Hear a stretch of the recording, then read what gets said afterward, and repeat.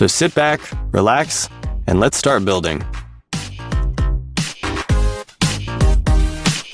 We're starting out by building a drill bit to help us clean our keyboards. We'll hot glue the head of a toothbrush to this bottle cap like so, and then attach it to the chuck of our drill. Now we can use the drill to help us brush away any loose dirt and debris from our keyboard.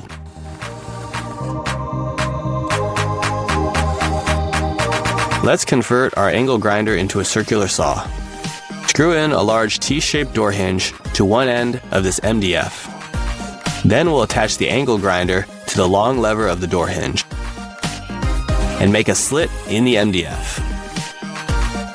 Now we can use it just like a circular saw. We can use wing nuts as wire clips. We can pin these two sheets together with just a couple of zip ties and a couple of washers.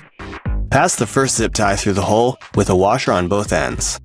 Then use the second zip tie to fasten everything together. And lastly, just clip off the ends of the zip ties. Carrying large sheets of plywood is difficult and awkward. We can make a tool that can help us out. We'll solder this rebar together into a shape that looks like this. Then we'll add plastic tubing around the rebar for extra grip. We can see here how an expansion anchor works from the inside. Next, let's make an LED light that turns on when plugged into a USB outlet. First, we'll take a capacitor and solder it onto the USB plug. Then we'll solder on an LED light. Now we can plug in our light into our laptop or into a power adapter. Is there an easy way we can solve this equation if we don't happen to have a calculator? We can use this tape measure. Find the number we need and then fold the tape back on itself. We can even mark it in case we forget.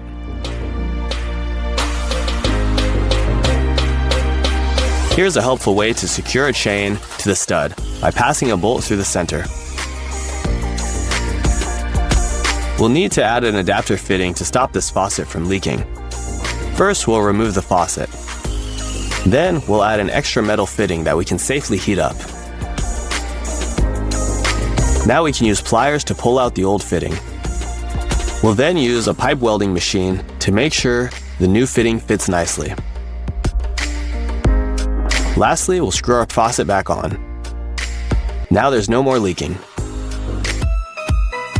We can attach these razors to this comb with a binder clip and run it over our sweaters to remove any fabric pilling. Here's how we can cut this wood to fit this pipe through. Trace the pipe's circumference and then find its center. Now we can use a hole saw drill bit to cut out that circle. Our next project, we'll be making a little table using nothing but MDF and a router. Screw the board in place and then turn it to make perfectly round cuts. Now we'll cut the two legs so that they fit together. Then screw the tabletop onto the legs. It's that easy. We can round off these corners by first cutting a separate board in the shape that we want. And then we can use a special drill bit to trace along that board. We can turn these washers into a clip to hold rope together. Cut a notch out of the washers and pass a bolt through them. Wrap the first rope around the bolt and pass the other rope through the washers. Looks like this wrench isn't big enough to help us unscrew this cap. Let's use some rope and a square dowel instead. For our last project, we'll be making a miter joint with a thick spline in the center. We'll start by gluing two pieces together, cut at a 45-degree angle.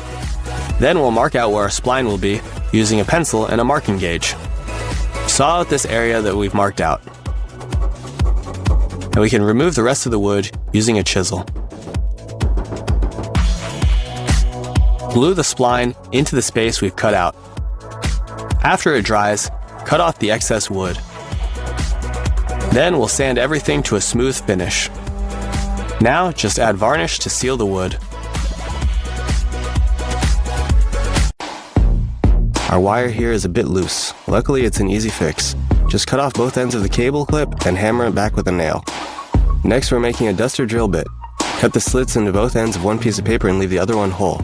Create a notch in the dowel and glue 2 pieces of paper inside this notch. Now we can dust off our woodworking projects. Sometimes it's better to keep things simple. Here we're using a metal plate and a zip tie as an anchor to secure this pipe to the wall. Instead of throwing away this old shovel, we can turn it into a post hole digger. Scrape off the rust and cut off the shovel blade into a square. Use a vise to straighten the edges and then bend it back into a cylinder shape. Hit it with a few coats of spray paint and now you can start digging.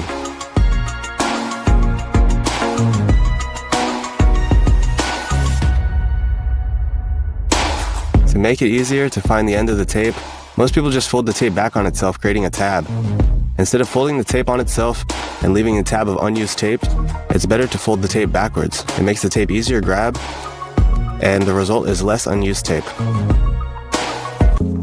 We can make a temporary foam brush to apply wood stain by clipping this small sponge. We can also use another clothespin to remove the old sponge and keep our hands clean.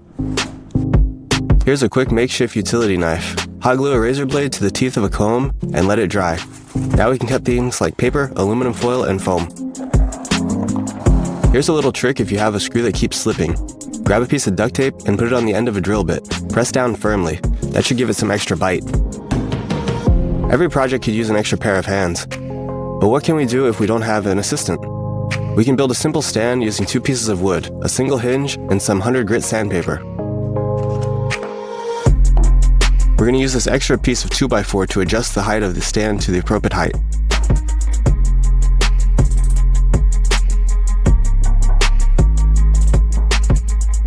If you need to reseal a glass bottle, we can cut off the top of a plastic bottle and then use a lighter to heat the plastic around it until it shrinks around the edge of the glass bottle. We can turn this old bike chain into an adjustable homemade wrench. We'll secure some square tubing in a vise and weld on one of the ends of the chain to the outside. Then tuck the remainder of the chain inside the square tube. When ready to use, pull out the chain to the appropriate length, squeeze, and then twist.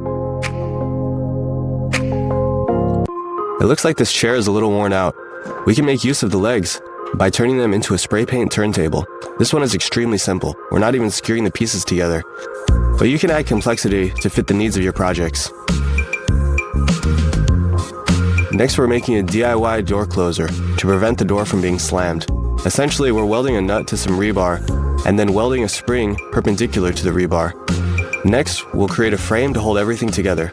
Secure the spring, then pass the bolt through the nut like so, and secure it on both ends.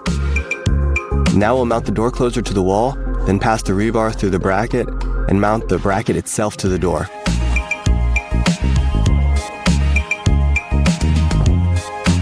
Now let's build a portable light bulb. Cut off the end of the extension cord for the plug. Glue the base of the light bulb to the plug and wrap the electrical wires around the appropriate screws and tighten. Twist on the casing and screw in the light bulb. Plug it in directly to the outlet. Our wooden clamps aren't as stable as we'd like them to be. We can fix that with a little bit of foam. Cut out some hand-sized blocks using a utility knife. Then heat the bar with a blowtorch. Now press the heated bar onto the foam block and then remove it. We'll repeat this a few more times, and now we've got some foam block stands. Sometimes glue dries and gets stuck in the nozzle, making it difficult to open. We can cut an oval-shaped wood tab to make things easier.